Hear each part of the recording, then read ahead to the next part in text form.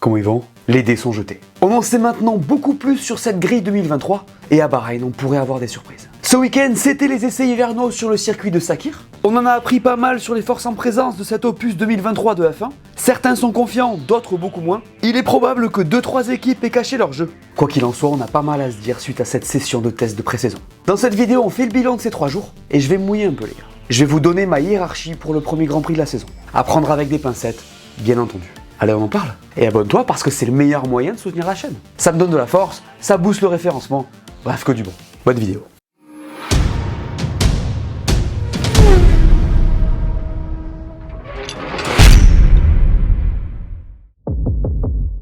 Avant d'aller plus loin, on va jeter un œil au classement de ces 3 jours d'essai. Encore une fois, attention, les chronos sur les tests, ça veut pas dire grand chose. Les équipes n'ont pas forcément les mêmes programmes et on peut imaginer qu'elles n'ont poussé que dans les dernières heures de la dernière journée. Donc ce classement. Sergio Pérez devance Lewis Hamilton de 3 dixièmes. Bottas 3ème devant les 2 Ferrari de Charles Leclerc et Carlos Sainz. Tsunoda P6 devant Magnussen et Russell.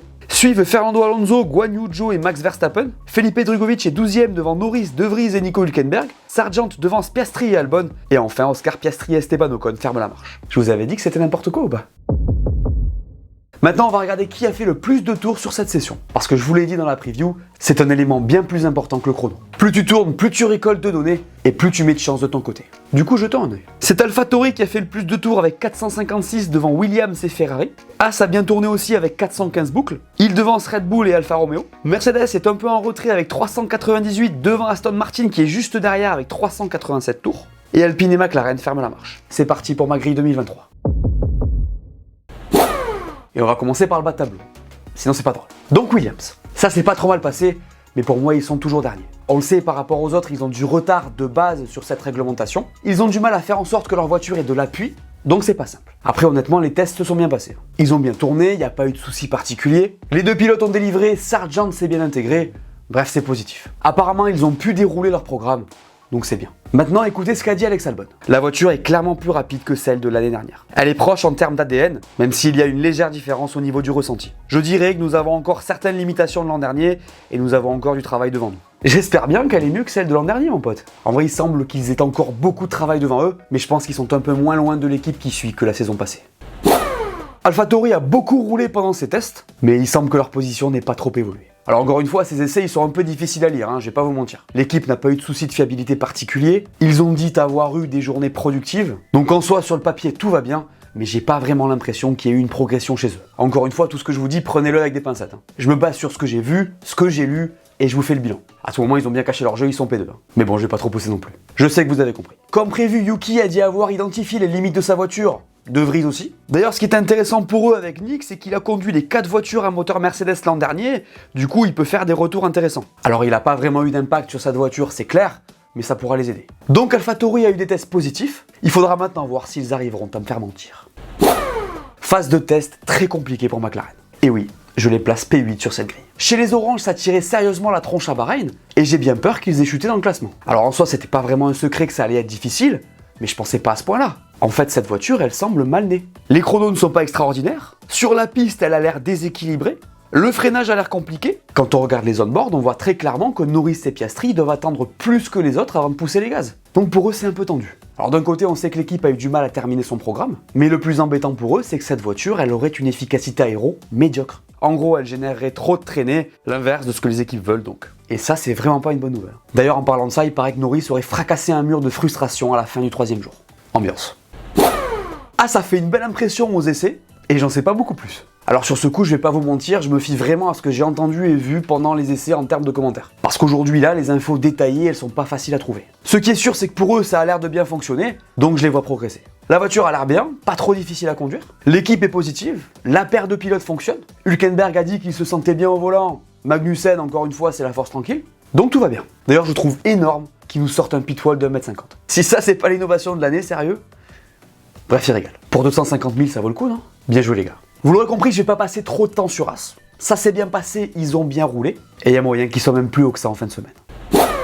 Alfa Romeo, c'est assez intéressant parce qu'il y a un peu à boire et à manger sur leur séance d'essai. Si on regarde le négatif, il y a ce drapeau rouge là pendant le jour 2 qui arrête la séance. Problème de boîte de vitesse a priori. Et il y a tout le reste qui est donc positif. Chez eux, samedi en fin de journée, tout le monde avait le sourire.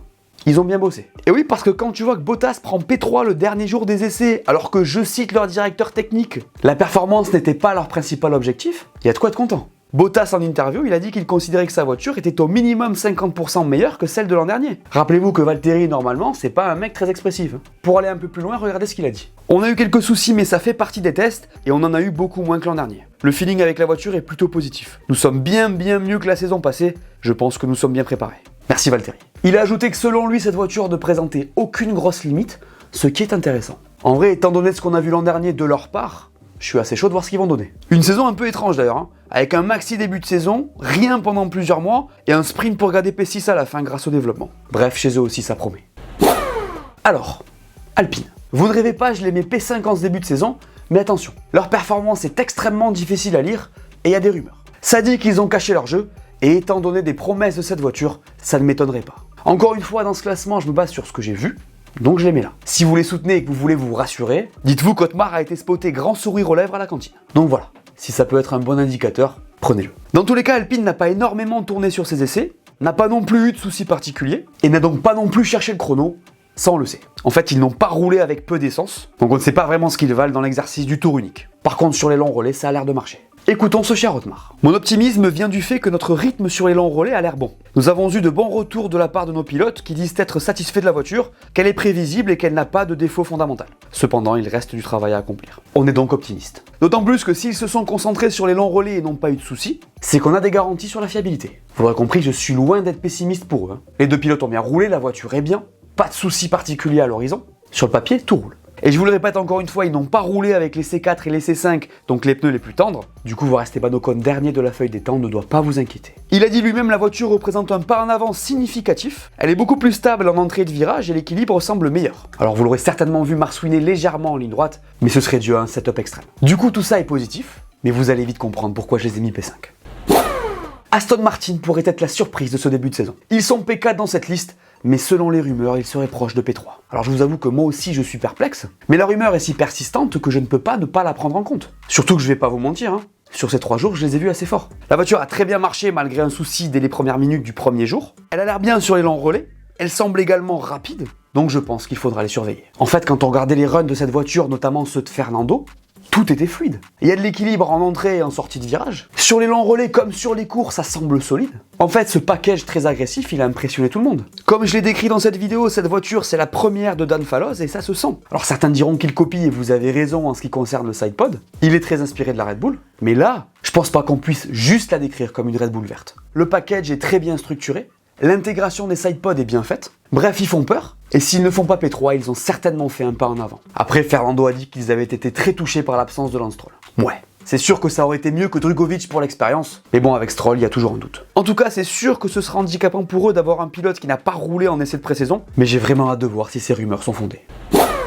Bienvenue dans le top 3, et il semblerait que c'est toujours Mercedes qui complète ce podium. Alors pour commencer, il faut dire que cette session de 3 jours est un très gros pas en avant pour les Allemands, si on compare à ce qu'ils ont vécu l'an dernier. La voiture ne rebondit plus, et il est certain qu'elle a progressé. De toute manière, ils partent d'une base solide, sachant qu'ils ont fait un doublé au Brésil l'an dernier. Maintenant, s'ils ont bien roulé, il semble qu'ils ne se battront pas pour la victoire dimanche prochain. Alors ils ont eu un très bon premier jour où la voiture a bien tourné, mais le lendemain a vraiment été chaud pour eux. Dans des conditions un peu changeantes, la voiture était nulle part. En entrée et en sortie de virage, ça manquait de stabilité, sans parler du souci hydraulique qui a mis fin à leur journée. Donc on peut le dire, pour eux, vendredi, c'était pas la folie.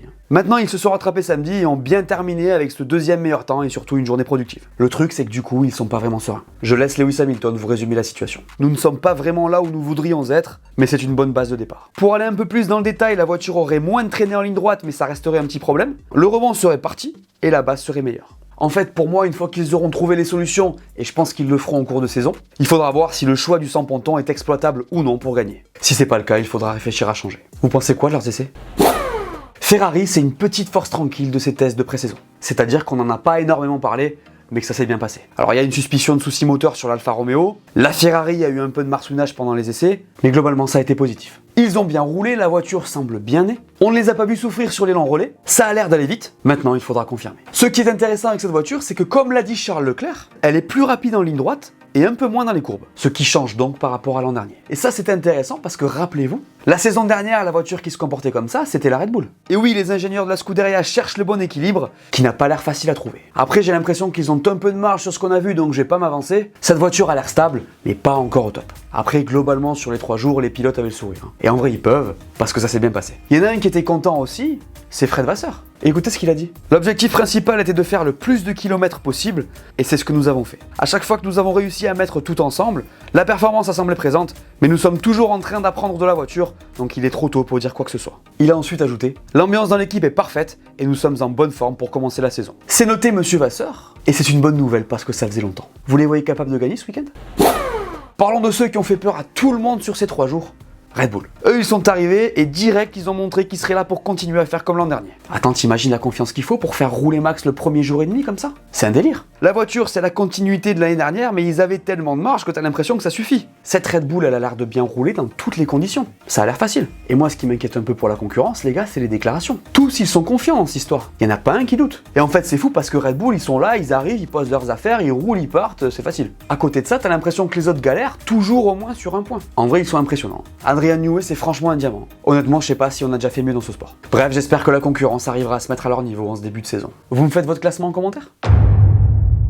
Voilà, merci à tous de m'avoir écouté, j'espère que cette vidéo vous a plu. Laissez-moi un pouce bleu et dites-moi en commentaire ce que vous pensez de cette liste. N'oubliez pas d'aller voir mes dernières vidéos que vous n'auriez pas vues.